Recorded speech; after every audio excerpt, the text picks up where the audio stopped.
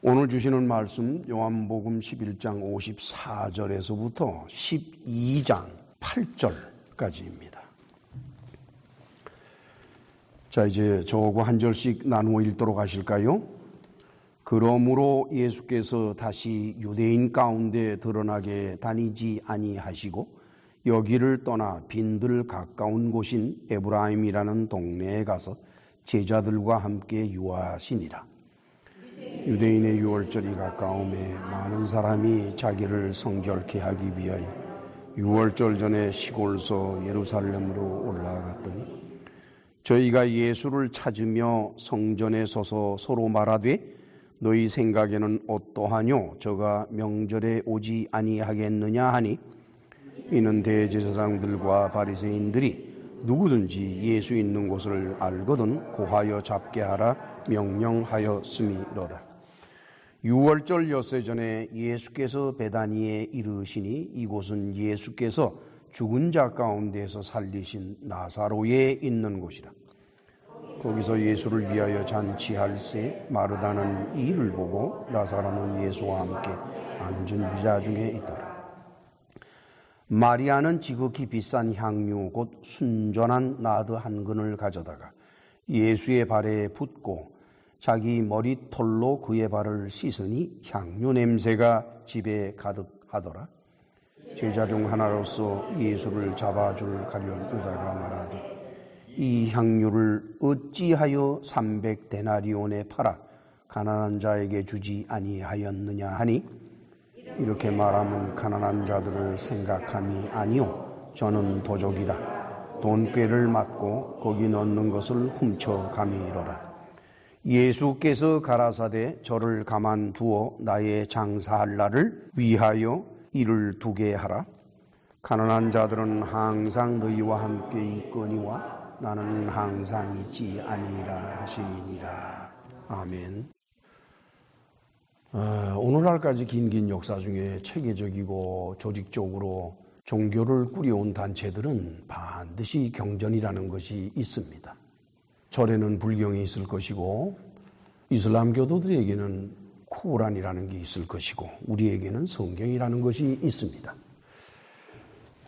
교회에서는 성경을 하나님의 말씀이다 이렇게 단언적으로 얘기하고 있어요. 그럼 과연 성경은 어떤 과정을 통해서 오늘날까지 흘러왔을까? 제가 일전에 거기에 대해서는 자세히 설교에서 말씀을 드리는 것이 있기 때문에 오늘은 그런 과정은 필요가 없을 겁니다. 성경이라는 것은 처음부터 있었던 것은 아니죠. 물론 구약 성경은 이스라엘의 제사장 계급들이 체계적으로 보관하고 유지해온 것들이기 때문에 신약 성경과는 근본적으로 질이 다릅니다. 그런데 신약 성경이라는 것은 처음부터 신약 성경은 아니었고 그냥 편지였어요. 바울이 교회들에게 보내는 편지, 또 예수님에 관한 얘기 좀 써볼까 해서 복음서 기자들이 써서 복음서를 만든 것들, 그런 것들은 그 당시에는 그냥 편지 한 통씩으로 해서 여기저기 다녔고 또 받은 사람들은 자기만 보긴 아까우니까 그거를 또 필사를 해요. 손으로 또 적어서 보내고. 필사하다 보면은 빼는 것도 있고 또 끼워 넣는 것도 있고 여러 가지 얼마든지 있을 수가 있지요. 그렇게 한 세월 지내서 건 300년 가까운 세월을 지내는 동안에 그 당시에 교부라고 할 수 있는 사람들, 그 사람들은 뭘 가지고 교인들에게 설교라는 것을 했을까? 일반 교인들은 사실상 편지가 오고 가는 것을 처음에는 늘 인원이 적으니까 서로 나누어서 다 읽긴 하겠습니다만 그러나 100년이 지나 200년이나 세월이 흐르면서 그 다음부터는 일반 평신도들은 그걸 읽지를 않고 다만 교부들이 그 읽은 것을 가지고서 그 중에서 자기가 선택하고 싶은 문구들을 선택을 해가지고 그래서 성경을 전한다기보다 교부의 생각을 전하는 거예요. 교부의 생각을 전할 때 거기에 이제 편지들에 담겨져 있는 글들을 인용하는 그런 차원 정도였습니다. 그러다가 그것이 이제 로만 캐톨릭 체제로 들어가면서 그거는 점점 더 심해지기 시작을 해가지고 신부들만 성경을 볼 수 있을 뿐 나머지 평신도들은 성경이라는 말은 들었지 어떻게 생겼는지도 모르고 보지도 못해요. 그리고 당시에는 그 라틴어로 성경이 기록되어 있었기 때문에 라틴어라고 하는 특수한 언어는 이태리 지역에서 사용하는 언어이기 때문에 이태리 지역 사람들이야 라틴어 성경 그래서 읽을 수 있을지는 몰라도 타 지역에 있는 프랑스에 있는 사람, 오스트리아에 있는 사람들 뭐 이런 등등 사람들은 성경을 읽을 수 없죠. 라틴어인데 그걸 어떻게 읽어요? 못 읽지. 그러니까 신부들만 라틴어를 공부를 하기 때문에 신부들이 설교를 통해서 교인들은 귀동량으로 성경을 듣게 됩니다. 그러니까 신부가 거짓말하면은 신자들은 까맣게 몰라요. 또 무슨 말을 해도 교인들은 몰라요. 그렇게 해서 한 세월이 지나서 그거를 암흑시대라 그래. 중세 암흑시대라. 성경은 로만 캐톨릭 천주교회의 쇠사슬에 묶여 있고 그것은 신부들만 볼 것이고 뭐 신부들 중에도 성경을 제대로 공부하는 사람들은 참으로 드물었습니다. 웬거니가 신부라는 직업 자체가 하나의 돈과 연루된 직업이 되고 권력과 연루된 직업이 돼버리고 말하기 때문에 그런 직업을 가진 사람들이 공부하는데 무슨 관심이 있겠어요, 여러분? 그 절간에 그런 얘기 있죠. 중이 연불에는 관심 없고 제밥에만 관심이 있다는 거 아니에요? 그 중들만 그렇겠어요? 목사는 안 그렇고 신부들은 안 그럴까? 그래서 성경은 교인들에게서 아주 멀어지고 스트레인지 아주 생소하게 되어버리고 말았죠. 그래서 그때는 뭐 교황청에서 얘기하면 그게 전부 다이고 신부들이 말하면 그게 다예요. 뭐 성경이 어떻게 생겼는지 성경이 뭐라고 말하는지 몰라요.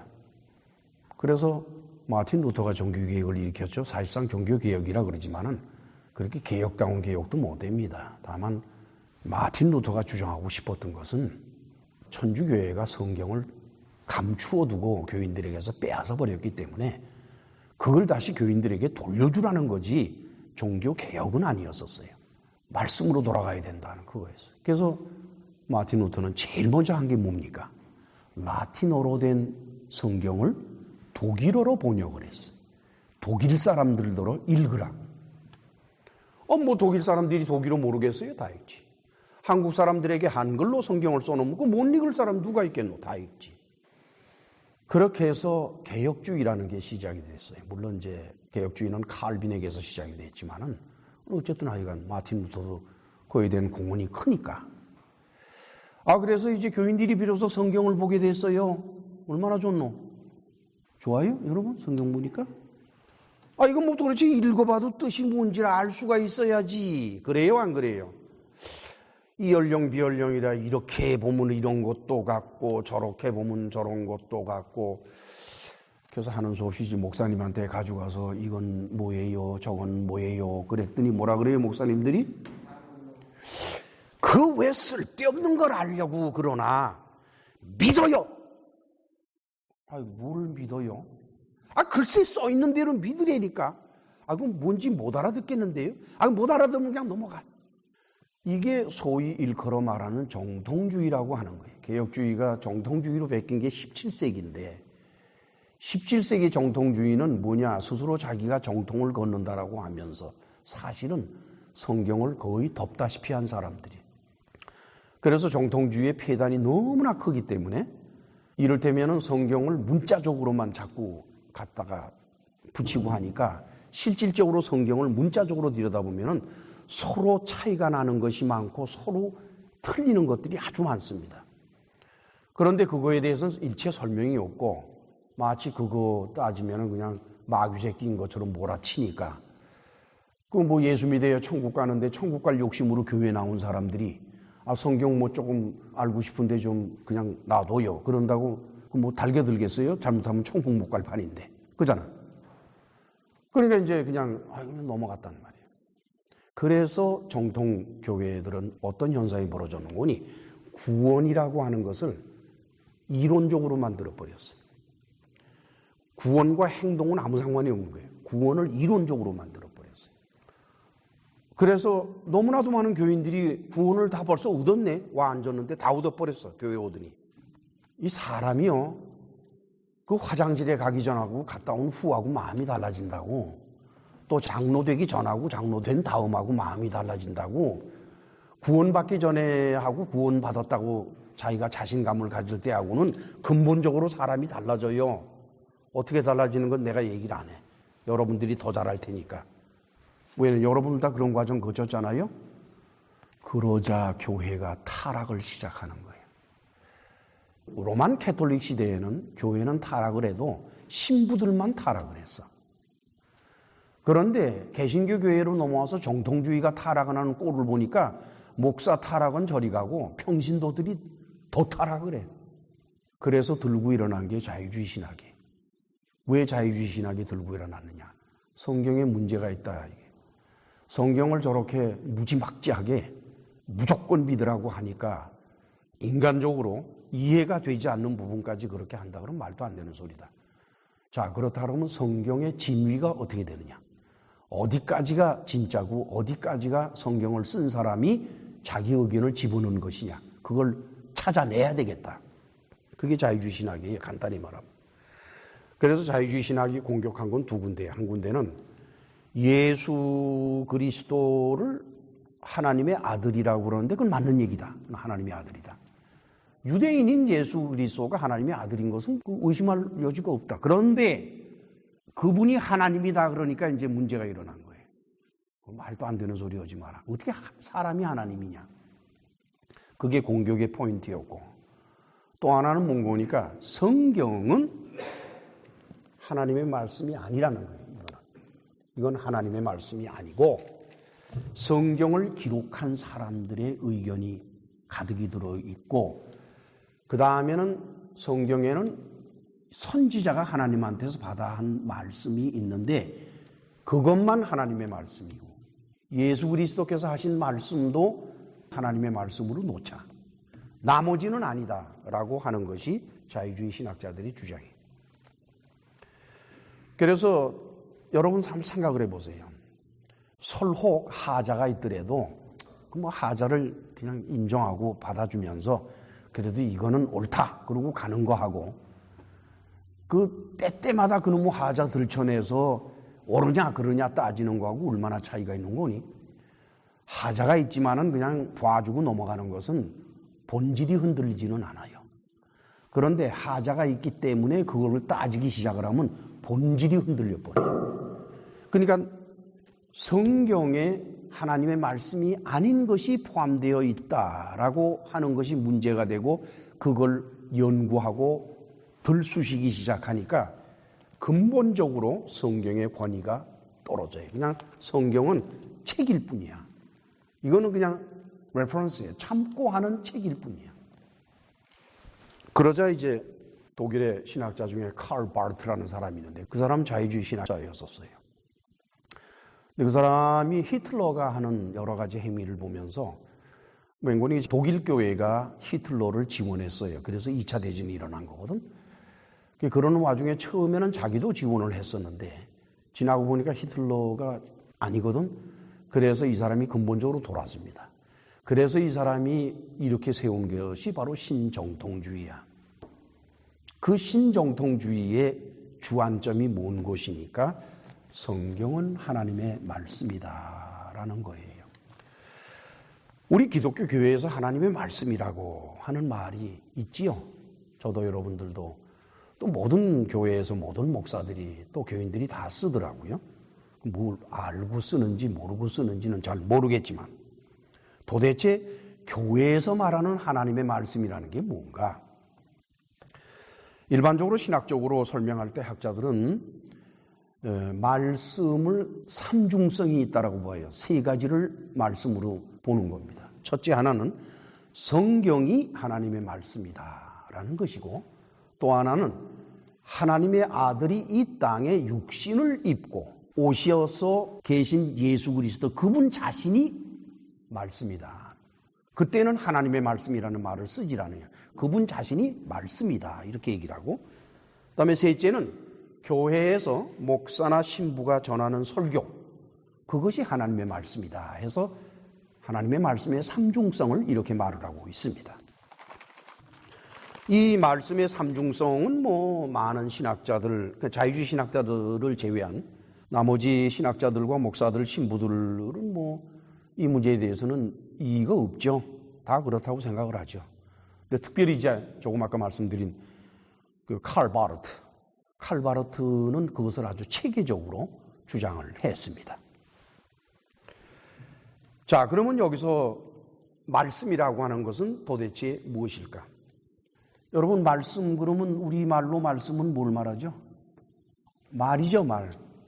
그러니까 어른이 하는 말이 말씀이에요. 그렇죠? 그렇습니까? 안 그렇습니까? 왜 하나님의 말씀이라 그러냐? 하나님은 높으시거든. 존경받을 분이 하는 말인데 그걸 말이라 그러면 그게 무례하잖아요. 그렇죠? 그러니까 존댓말 쓴다고 말씀이라고 하는 거지 사실은 말이에요. 말, 그냥 말씀이 아니에요. 말이에요. 자, 그렇다 그러면은 일반적으로 말이라고 하는 것은 입으로 하는 거죠. 그럼 사람이 자기의 생각을 표현할 때 입으로만 합니까? 또 뭐로 해요? 손으로 하잖아. 그러니까 손으로 하는 거는 뭐예요? 글을 말하는 거예요.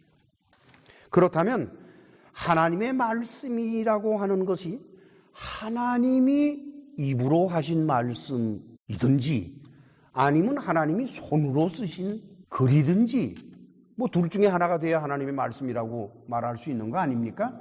문법적으로, 한국말 문법적으로. 그런데 하나님이 직접 말씀을 하시더라도 그 옛날에 하나님 말씀하신 거 지금 어떻게 들을 거예요? 옛날에 하나님께서 이사야 선지자한테 하신 말씀을 여러분들이 귀로 들을 수 있어요? 그때 녹음해뒀나? 아니잖아. 그러면 뭐예요?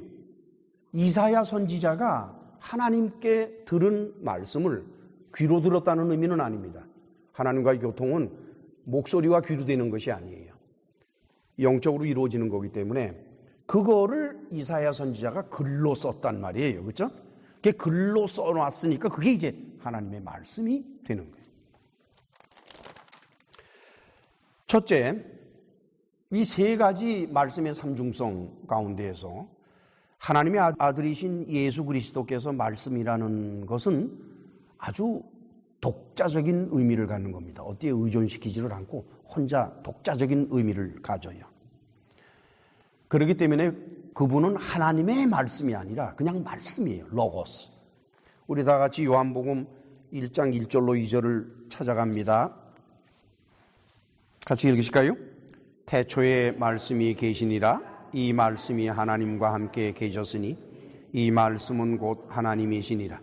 그가 태초에 하나님과 함께 계셨고 그랬어요. 여기에 보니까 태초에 말씀이 계셨다. 그런데 이 말씀이 하나님과 함께 계셨고 근데 그 말씀은 또 하나님이다. 이거예요. 그렇죠? 따라서 로고스는 말씀으로 번역이 돼서는 안 되는 헬라어입니다. 왜냐하면 그것은 말이 아니기 때문에, 스피킹이 아니기 때문에. 그러나 표현의 방법이 그것밖에 없어서 word라든지 말씀이라고 번역을 했을 뿐이지 정확한 번역은 아닙니다. 그렇지만 그 외에 다른 문자가 없어요. 로고스를 번역할 수 있는 문자는 영어에도 없고 독일어에도 없고 불란서 말에도 없고 한국말에도 없고 중국말에도 없고 일본말에도 없어요. 다. 그러니까 우리가 지금 사용하고 있는 말씀 또는 word, 그게 최선의 번역이 될 수밖에 없는 거예요. 결국 하나님에 대한 이해는 이 세상에 육신으로 오신 로고스를 통해서 바르게 알게 된다라는 겁니다. 그래서 예수께서는 나를 본 자는 아버지를 보았느니라 라고 말씀을 하셨어요. 다 같이 요한복음 1장 14절로 18절을 같이 읽으실까요? 말씀이 육신이 되어 우리 가운데 거하심에 우리가 그 영광을 보니 아버지의 독생자의 영광이요 은혜와 진리가 충만하더라. 요한이 그에 대하여 증거하여 외쳐 가로되 내가 전에 말하기를 내 뒤에 오시는 이가 나보다 앞선 것은 나보다 먼저 계심이니라 한 것이 이 사람을 가리킴이라 하니라. 우리가 다 그의 충만한 데서 받으니 은혜 위에 은혜로라. 율법은 모세로 말미암아 주신 것이요 은혜와 진리는 예수 그리스도로 말미암아 온 것이라. 본래 하나님을 본 사람이 없으되 아버지 품속에 있는 독생하신 하나님이 나타내셨느니라. 나타냈다는 거예요. reveal, 숨겨져 있는 것이 밝혀지는 걸 나타냈다. 아시겠죠? 그 다음에 두 번째로 성경이 하나님의 말씀이라는 것은 무슨 뜻일까? 첫째 가능성은 만약에 성경이 하나님의 말씀이라고 그러면은 이 안에 수없이 많은 글들이 기록되어 있는데 그 모든 글이 누군가 쓴 사람이 있을 것이 아니냐 이게. 베드로 후서 1장 20절로 21절을 찾아갑니다. 신약성경 385페이지. 같이 읽으실까요? 먼저 알 것은 경의 모든 예언은 사사로이 불 것이 아니니 예언은 언제든지 사람의 뜻으로 낸 것이 아니요 오직 성령의 감동하심을 입은 사람들이 하나님께 받아 말한 것임이니라. 흔히 성경이 하나님의 말씀이다라는 것을 정당화시킬 때 많은 사람들은 이 말씀을 근거로 삼습니다. 근데 여기에서 우리가 정신을 바짝 차리고 봐야 되는 것이 여기에서 성경이라고 말한 것은 신약 성경이 포함되지 않은 거예요.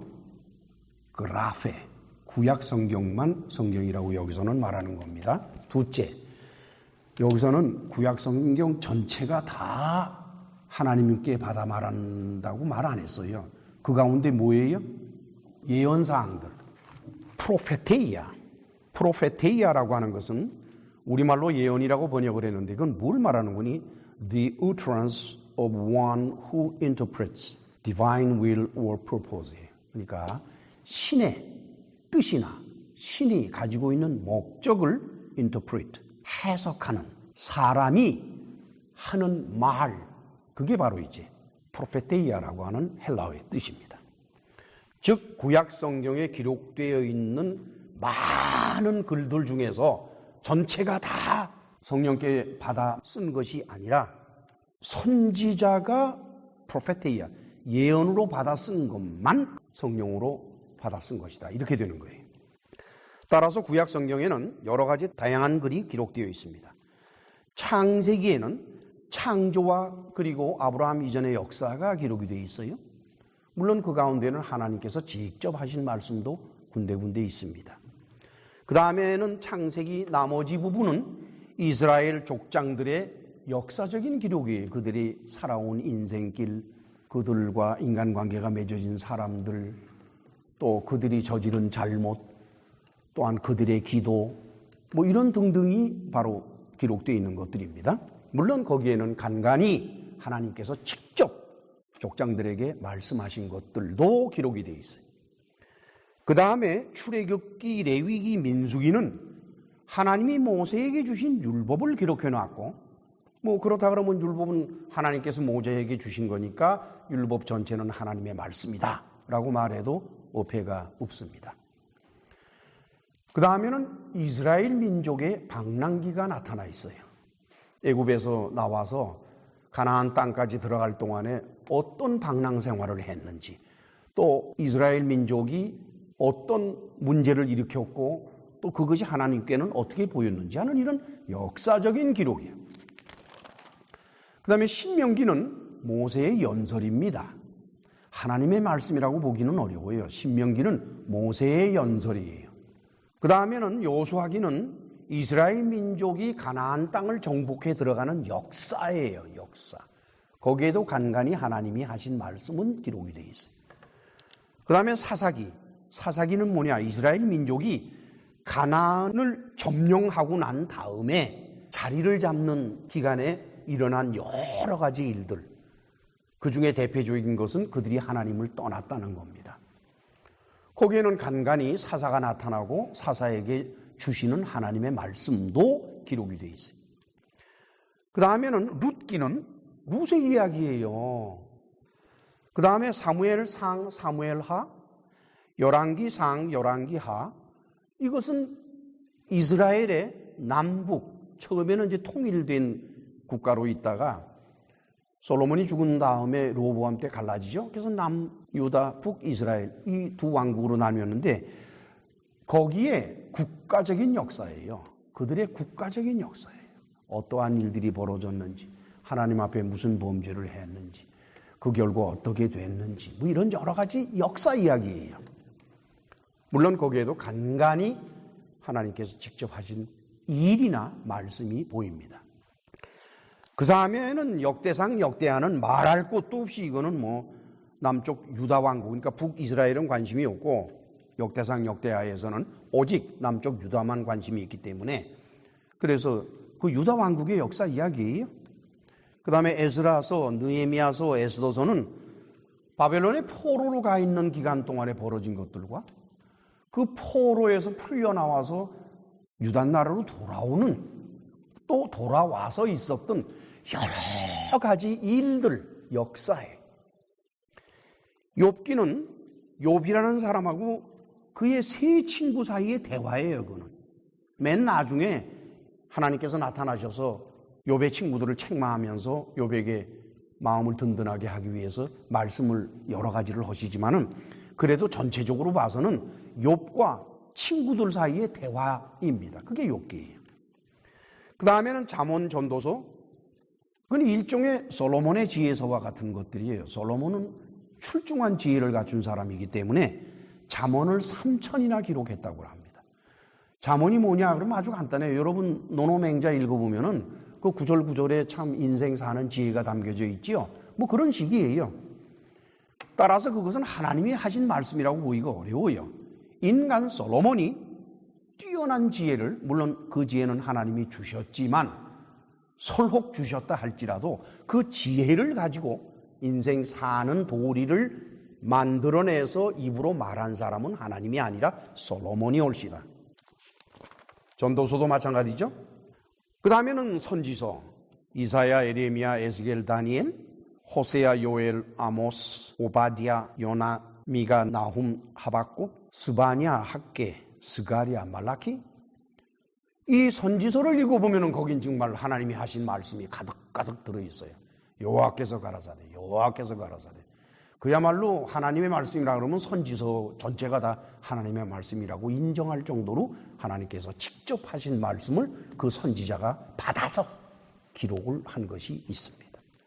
그런데 그것만 선지서에 있는 것은 아니에요. 선지서에 굉장히 많은 부분이 선지자 자신의 의견이에요. 특별히 이사야서 같은 경우는 이사야 자신의 생각과 의견이 아주 많습니다.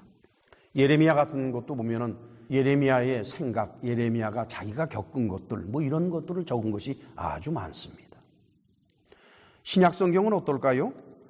복음서 4권은 예수께서 하신 말씀이 기록이 되어 있는데 그것만 있는 것이 아니라 복음서를 기록한 사람들의 해석과 예수님의 말씀에 대한 해석과 해설이 첨가되어 있고 그리고는 제자들과 유대인들의 언행이 있지요. 그 언행이 기록이 되어 있어요. 따라서 복음서 전체가 다 하나님의 말씀이다라고 보기는 어려워요. 사도행전은 어떠냐? 예루살렘의 교회가 세워지는 과정에 대한 역사적인 기록이고 또한 그 교회 지도자들의 모습을 그려줬고 베드로의 행적과 특별히 바울의 선교 활동을 기록한 것이 바로 사도행전입니다. 바울 서신은 교회를 향한 바울의 가르침이에요. teaching, 가르침이고 기타 서신은 야고보와 베드로와 요한의 가르침이에요. teaching. 히브리서는 히브리서 기자가 교회를 향해서 가르치는데 그것은 율법과 복음을 비교해 가면서 가르치는 독특한 책입니다. 요한계시록은 사도 요한이 받은 계시예요. 거기에는 하나님께서 직접 하신 말씀도 있지만 많은 것이 사도 요한의 해석이 들어가 있어요. 자기가 본 것에 대한 그 사람의 해석이.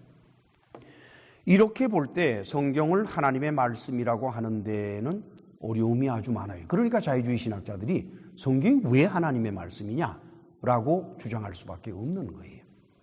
그렇다 그러면은 성경은 하나님의 말씀이 아니라는 것일까? 자유주의 신학자들 말처럼? 아닙니다. 성경은 하나님의 말씀이에요. 그럼 이유가 있어야 할 거 아니에요. 세 번째로 목사나 신부의 설교가 하나님의 말씀이라는 것은 또한 무슨 뜻일까? 목사나 신부가 전하는 설교를 하나님의 말씀이라고 하는 데는 두 가지 뜻이 있는 겁니다. 뭔거니까 목사나 신부들이 자신이 전한 설교의 권위를 높이기 위해서 내가 전한 설교는 하나님의 말씀이다라고 못을 박는 그런 경우와, 또 하나는 실제로 그 설교가 성경을 바르게 전하면은 그러면 그것이 하나님의 말씀이 돼요. 만약에 목사가 자기의 생각이거나 자기의 형편처지거나 자기가 처한 입장이거나 교회 문제거나 이런 등등을 설교에 담았다 그러면은 그것은 하나님의 말씀이 아닙니다. 그냥 목사 개인의 생각이에요. 그냥 강연한 거죠. 강연. 자, 이 세 가지 모두를 다 한다는 얘기는 불가능해요. 그래서 오늘 우리는 뭘 보느냐? 오늘의 본문을 통해서 그거 하나님이 직접 하신 말씀보다는 역사적인 이야기나 시라든가 찬가라든가 또는 신앙고백, 대화 이런 것들이 많은 이 책이 하나님의 말씀이라는데 그 왜 하나님의 말씀일까? 그걸 하십시다. 그거를 할 수 있는 근거가 바로 오늘의 본문 속에 담겨져 있습니다. 자, 이제 우리 다 같이 본문으로 돌아가서 요한복음 11장 54절을 같이 읽으실까요? 그러므로 예수께서 다시 유대인 가운데 드러나게 다니지 아니하시고 여기를 떠나 빈들 가까운 곳인 에브라임이라는 동네에 가서 제자들과 함께 거기 유하시니라. 유대인들이 결심을 했죠. 그것도 다른 데서 결심한 것이 아니라 가야바 현직 대제사장이 주도하는 공회에서 결심을 했으니 이건 큰일 난 거예요. 국가법이에요, 여러분. 유단나라 국가법이 떨어졌는데 이게 뭐냐? 예수를 보는 자는 무조건 잡아오든지 신고를 해라. 만약에 그렇지 않으면 범인 은닉죄로 너도 집어넣겠다. 그 얘기나 똑같은 거예요, 여러분. 아주 그냥 큰 법이 떨어졌어. 예수님은 가만히 보니까 거기 그냥 계시다가는 당장 붙잡히게 생겼거든. 그래요, 안 그래요? 근데 예수께서 하실 일이 아직 날짜가 안 한 거예요. 예수님은 아시고 계셨어요. 왜 그런 거니? 6월절 날 당신이 십자가에 못 박혀야만 됩니다.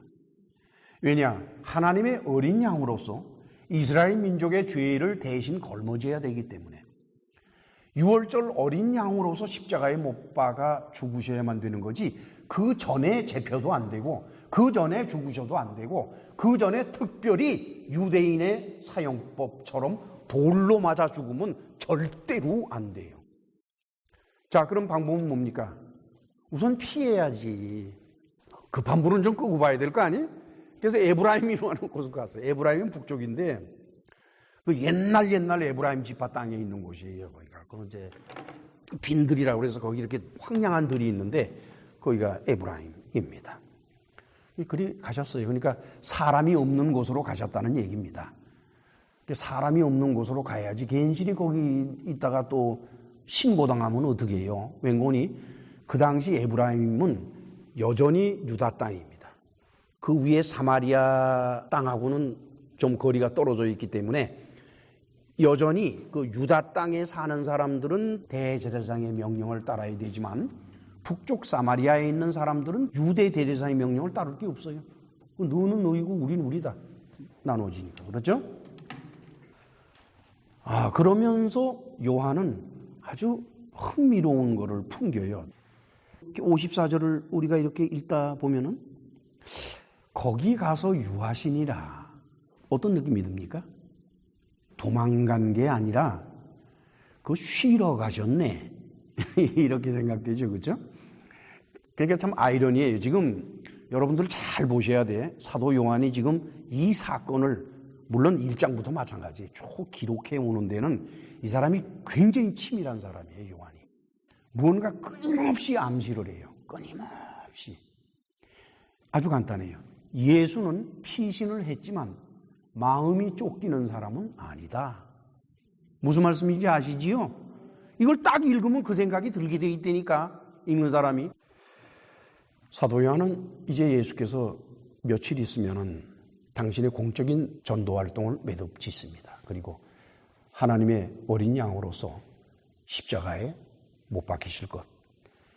그러한 엄청난 일이 벌어지기 전에 예수께서 잠시 몸을 피해서 에브라임이라고 하는 한적한 곳에 머물러 제자들과 함께 좋은 시간을 갖는 거예요.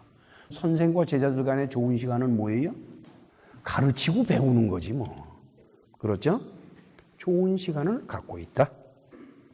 그런데 놀라운 사실은 마태복음, 마가복음, 누가복음엔 아무리 눈을 등잔만큼 크게 뜨고 들여다봐도 이 기록이 없어요.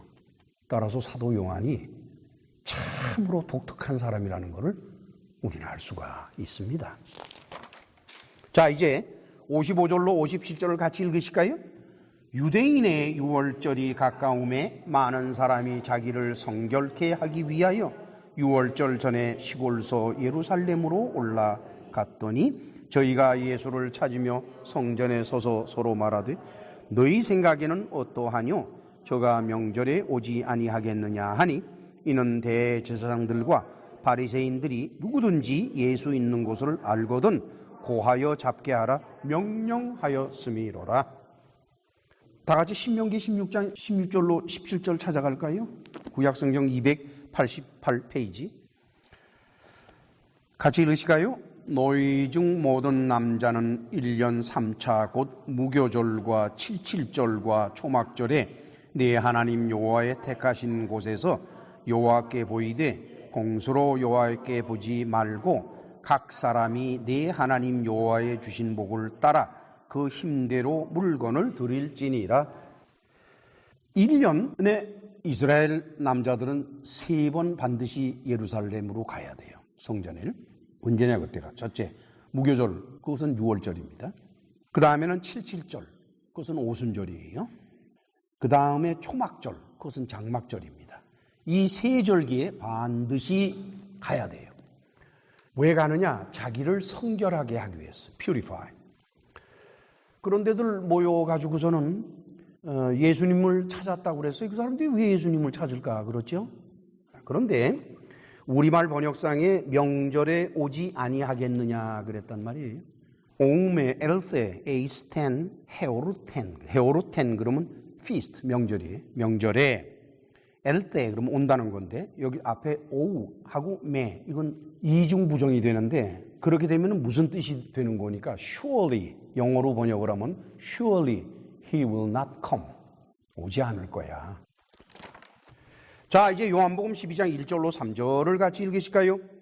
6월절 엿새 전에 예수께서 베다니에 이르시니 이곳은 예수께서 죽은 자 가운데서 살리신 나사로에 있는 곳이라. 거기서 예수를 위하여 잔치할새 마르다는 이 일을 보고 나사로는 예수와 함께 앉은 자 중에 있더라. 마리아는 지극히 비싼 향유 곧 순전한 나드 한 근을 가져다가 예수의 발에 붓고 자기 머리털로 그의 발을 씻으니 향유 냄새가 집에 가득하더라. 이제 예수께서는 베다니로 들어가시는데 언제? 6월절 엿새 전이에요. 엿새 전입니다. 잘 기억해 두세요. 엿새 전. 그리고는 베다니로 갔는데 거기는 나사로가 있는 곳이다. 그런데 이제 이 글을 읽는 사람들은 아주 지극히 자연스럽게 어떻게 생각하는 거니? 나사로네 집에 가셨구만. 이렇게 자연스럽게 생각하죠. 그렇죠? 그러나 요한은 나사로의 집이라고 얘기 안 했어요. 나사로가 있는 곳. 그러면 베다니 전체도 나사로가 있는 곳이지요. 시애틀은 바로 저와 여러분들이 있는 곳입니다. 그렇죠?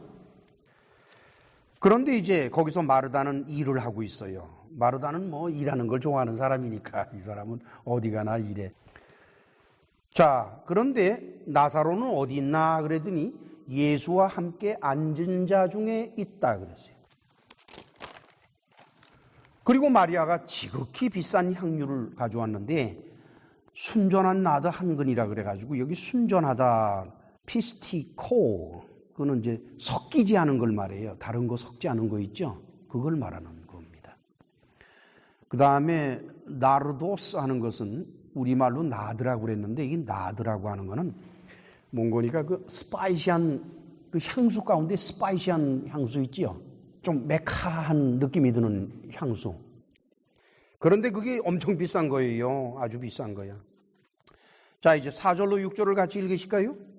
제자 중 하나로서 예수를 잡아줄 가룟 유다가 말하되 이 향유를 어찌하여 300데나리온에 팔아 가난한 자들에게 주지 아니하였느냐 하니 이렇게 말함은 가난한 자들을 생각함이 아니요 저는 도적이라 돈꾀를 맞고 거기 넣은 것을 훔쳐가미로라. 예수를 잡아줄 가룟 유다라 했는데 잡아준다고 번역한 헬라어가 파라디도미에는 잡아준다는 뜻이 전혀 없어요. 넘긴다는 뜻이 핸드오버.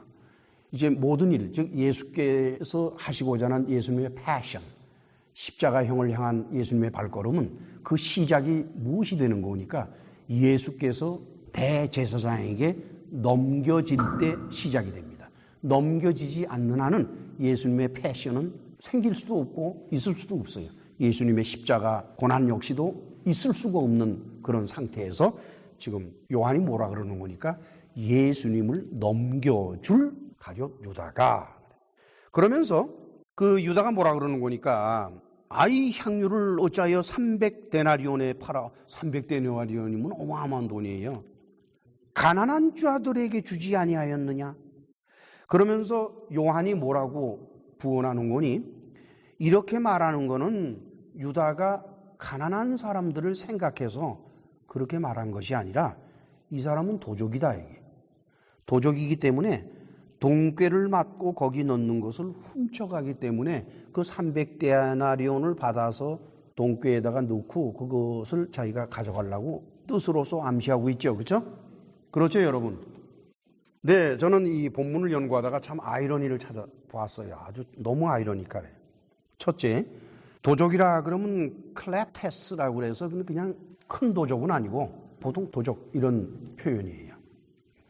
그 다음에 돈꾀라고 우리말로 번역을 했는데, 한국의 조선시대 때 괴라 그러면 얼마나 큰 게 괴입니까? 엄청 커야죠. 괴라 그러면 굉장히 커야 됩니다. 그렇죠? 그런데 그것이 바로 몽골이 글로소코몬 그러는데 그 글로소코몬은 나무로 된 조그마한 상자인데 그 목적이 뭔 거니까, 목관악기 있죠? 목관악기는 그 리드를 넣어서 부르게 돼 있어요. 이러다고 그 리드를 다 불고 난 다음에 그걸 빼내야 돼요. 빼내서 따로 보관을 해놔야 돼. 그래서 목관악기에서 사용하는 그 리드를 빼서 담아두는 조그마한 나무 상자, 그게 바로 이거예요. 그래서 이것을 미국 번역에서는 지갑, 펄스로 번역을 해요. 지갑으로. 한국 번역에서는 괴로 번역을 했고, 떼부자 됐지. 떼부자. 예수님 떼부자야 지금. 이따위 많은 교회에 갔다가 뭐 헌금 받는다며요. 그렇게 말하는 사람들도 좀 많이 봤어요. 우리 예수님 헌금 많이 받았다고. 천만의 말씀이야. 조그만 상자, 조그만 교회예요. 그저 그날 먹을 수 있을 정도의 돈들. 아시겠지요? 그런데 문제가 되는 게 훔쳐간다라고 우리말로 번역된 그겁니다. 우리말 번역에서는 훔쳐간다 그랬고 영어 번역에서도 스틸이라 그랬어요. 그게 뭔 거니요? 바스타조라고 하는 헬라어인데, 바스타조라고 하는 헬라어의 뜻이 뭔 거니? remove, 옮긴다는 뜻이에요. 훔쳐간다는 뜻이 전혀 없어요, 거기에는. 그러면 헬라어로서 steal, 영어로, 그리고 우리말로 훔쳐간다 할 때는 무슨 단어를 써야 되는 거니? 클랩토라는 단어를 써야 돼요. 클랩토. 그러면 훔쳐가는 거예요. 그러나 바스타조라고 하는 단어는 훔쳐간다는 뜻이 없어요. 넣은 것을 꺼내가는 거예요. 꺼내가는 거. 잘 생각하세요. 유다는 뭐를 해놓은 거니? 당시에 회계를 받습니다. 유다는 돈을 관리했습니다. 그래서 헌금을 뭐 많지는 않지만 지금 그래도 헌금을 받으면은 그러면 그 펄스에다 넣고, 그 다음에는 필요한 용처가 있으면은 쓰는데, 그 그룹이 돈을 사용한 곳은 두 군데라 그래요.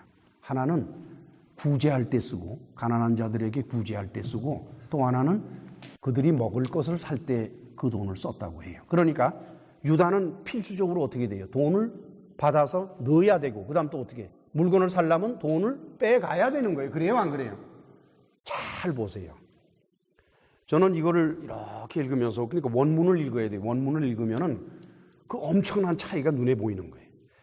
지금 요한은 가룟 유다를 도적이라고 했습니다. 분명히. 그랬는데 유다는 실제로 도적질을 한 것이 아니라 돈 관리를 했는데 그 돈 관리를 넣었다가 뺐다가 넣었다가 뺐다가 했다. 둘이 완전히 달라요. 도적이라는 것과 돈을 빼간다는 것과는 완전히 다른 뉘앙스가 풍기도록 글을 쓰고 있습니다. 그렇다 그러면 요한은 이 글을 쓸 때 어떤 의도가 있는 거예요. 어떤 목적이 있어서 이 글을 쓰는 거예요. 유다 이 도적놈 말이야, 이 나쁜 놈 같으니라고 허구한 날 빼먹고, 우리말 번역처럼 그게 아니에요. 그렇게 요한이라는 사람이 나이 90이 다 돼서 이 글을 썼을 텐데, 뭐 90인지 100인지는 모르겠어요. 그래가지고 풍전 다 겪고 지나간 세월 다 겪고 난 사람이, 아니 그 옛날 얘기를 들춰가면서 유다 이 도적놈 말이야, 그러겠습니까? 안 그러겠습니까? 여러분들 같으면 그러겠어요? 당장은 화가 났을 때는 우리가 그럴지 몰라도 우리들도 다 한 세월 지났잖아. 옛날 생각나지요? 그러면 그런 일이 있었지. 그래, 아이 참, 그 사람 참 까다롭기도 했더만.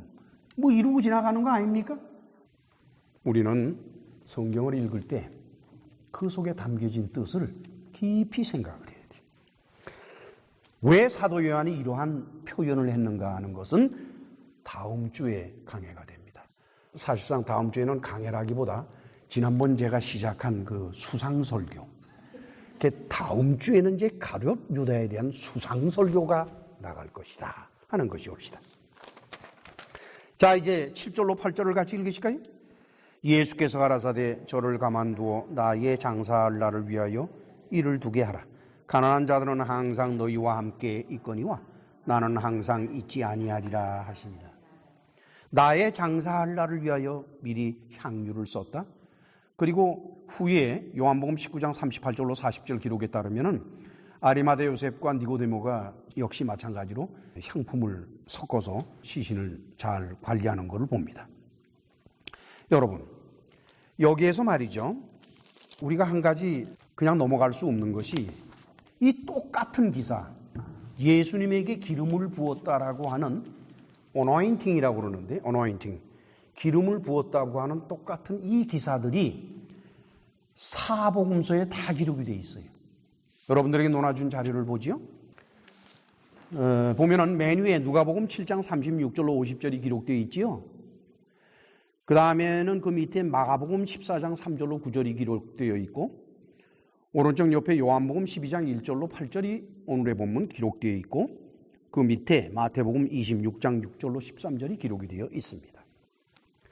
자, 이것을 정리해보면 이와 같습니다. 우선 이 사건이 일어난 장소에 대해서는 복음서 기자들이 어떻게 기록하고 있을까? 누가복음에서는 가버나움으로 갔다가 거기서 나인성으로 갔고 그 이후에 이 일이 벌어진 거로 하기 때문에 어딘지는 몰라요. 그러나 분명한 것은 갈릴리입니다. 유대 땅이 아니에요.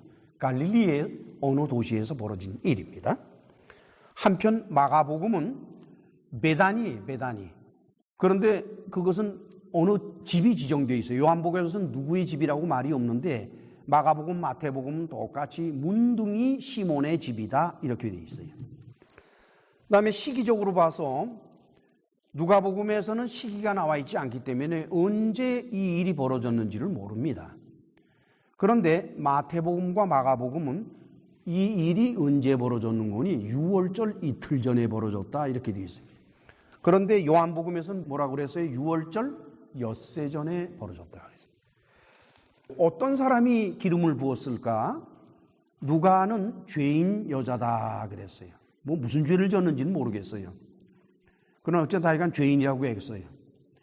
마가복음과 마태복음에서는 그 여자의 이름을 명시하지 않고 뭐라고 그러는 거니? 어떤 여자가 그랬어요. 요한복음에서는 마리아가 그렇게 했다 이렇게 돼 있어요.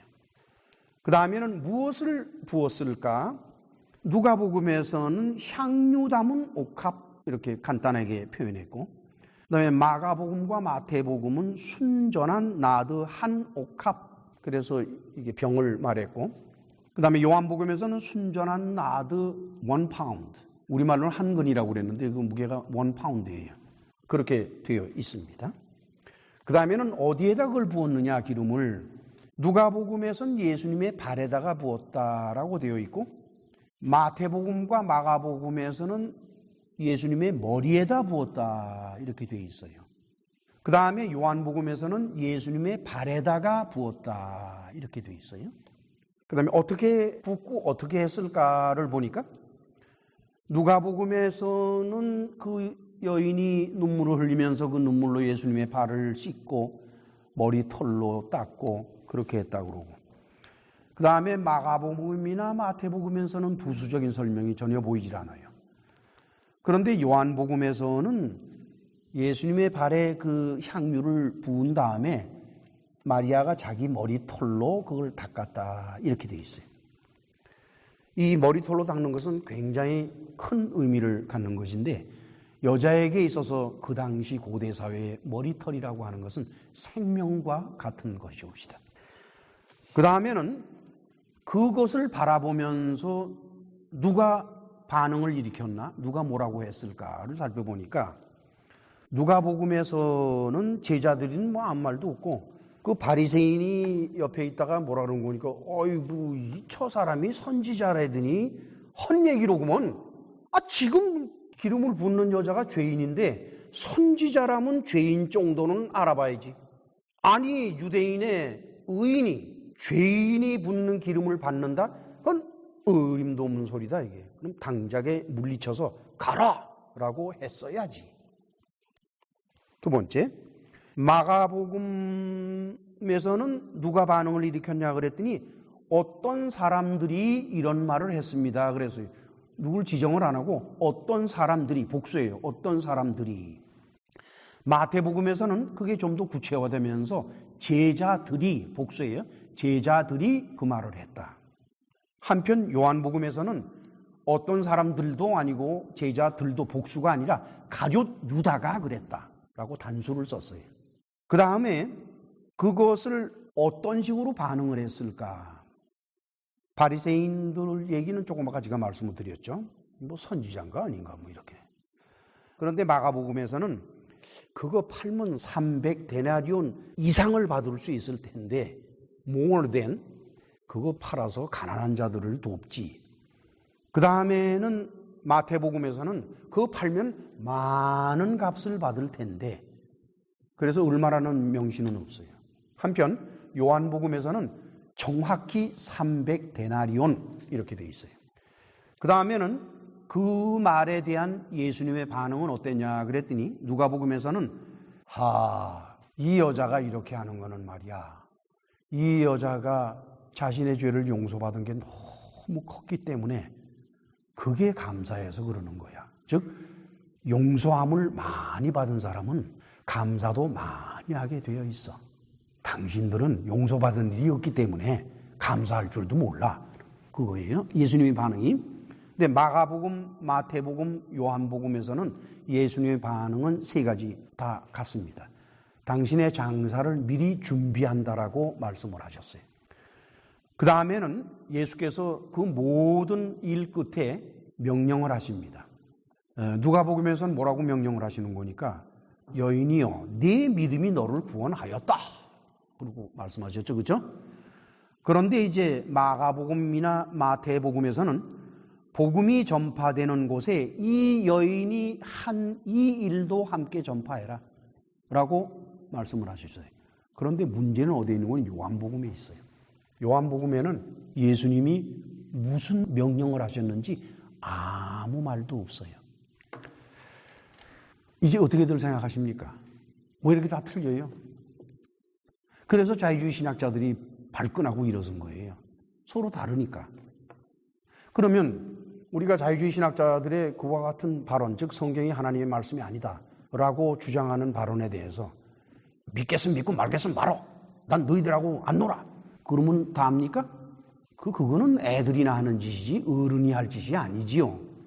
그럼 저는 오늘 설교를 통해서 그분들에게 답변을 드리려고 합니다. 4개의 복음서가 비슷한 사건 또는 똑같은 사건을 기록을 했는데 그 내용이 참으로 다릅니다. 그럴 때 저는 그 그 속에 담겨져 있는 뜻이 무엇일까를 살펴보았어요. 누가복음에서는 하나님께로부터 죄사함을 많이 받은 사람일수록에 하나님을 더 많이 사랑하게 된다라고 하는 메시지가 들어있는 겁니다. 그것은 하나님의 뜻이에요. 하나님께서 그 누가복음 말씀을 통해서 우리에게 무엇이라고 말씀을 하시는 거니까 얘들아 회개해라. 회개도 진정으로 해라. 그렇게 해서 너희들의 그 머리털보다도 많은 죄를 내게 용서받도록 해라. 그리하면 너희들의 인생이 감사함으로 가득 찰 것이다. 그 얘기는 뭐예요? 기독교 교인으로서 교회를 다니면서 아직도 불만이 있고 불평이 있다 그러면은 그 사람의 죄는 용서받은 게 몇 개 안 돼서 그래요. 목사님 어떻게 해야 평안을 얻습니까?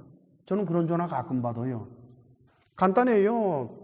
우리가 평화를 누리고 살라 그러면은 하나님 앞에 많이 회개하고 그저 생각나는 죄는 다 한 번만 하고 간두는 게 아니라 또 하고 또 하고 또 하고 그럴수록에 우리 마음에는 주님이 주시는 평화가 들어오는 거예요. 이것이 누가복음의 메시지 올시다. 두 번째, 마가복음과 마태복음은 복음이 전파되는 곳에 힘 닿는 대로 예수님의 길에 도움을 준 여인의 사랑을 전해라. 그 얘기는 뭔 거니까? 예수께서 나무 십자가에 못 박혀 죽으신 그 사건은 너무나도 엄청난 사건이기 때문에 그 사건을 위해서 수고한 사람들이 하나둘이 아니라는 거예요. 이 여인은 기름을 부어서 장사를 예비한 큰 일이 있지만 그 외에 다른 사람들까지도 제자들까지도 다 포함해서 그 사역에 담당하고 수고한 자들은 곧 하나님의 사랑을 받는다는 것입니다.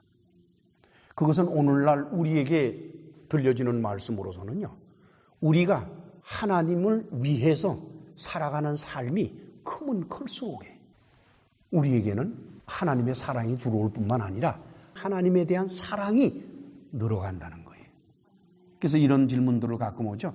목사님은 어떻게 해야 하나님을 사랑할 수 있어요? 하나님을 위해서 수고하고 주님의 나라를 위해서 수고하면 저절로 사랑이 일어나는 거예요. 마지막으로 요한복음 속에 담겨져 있는 메시지는 무엇일까? 이 여인의 수고함도 아니에요. 뭔 줄 압니까? 가룟 유다는 도적이다예요. 근데 왜 요한이 갑자기 느닷없이 가룟 유다를 도적이라고 몰고 있을까? 다른 복음서에서는 절대로 그걸 언급을 안 하는데 어째서 요한이 그랬을까?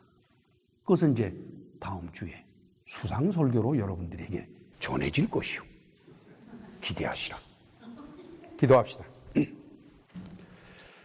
자비로우신 하나님 아버지 감사합니다. 오늘도 우리는 성경의 기록상 서로 다른 것처럼 보이는 여러 가지들이 사실은 그 내면에 담겨진 하나님의 말씀이 우리에게 전해지기 위해서 그와 같은 형태를 취하게 되었다는 것을 살펴보았습니다. 그래서 우리는 아무리 인간의 호소와 인간의 형편처지와 인간관계와 역사와 그런 것들이 성경 안에 가득 담겨져 있을지라도 그 안에서 우리 모두에게 들으라고 하시는 하나님의 말씀이 담겨 있는 것을 우리는 발견하고 또한 그것을 찾아내고 있습니다. 그래서 우리는 이 성경이 하나님의 말씀인 것을 믿습니다. 예수님의 이름으로 기도합나이다. 아멘.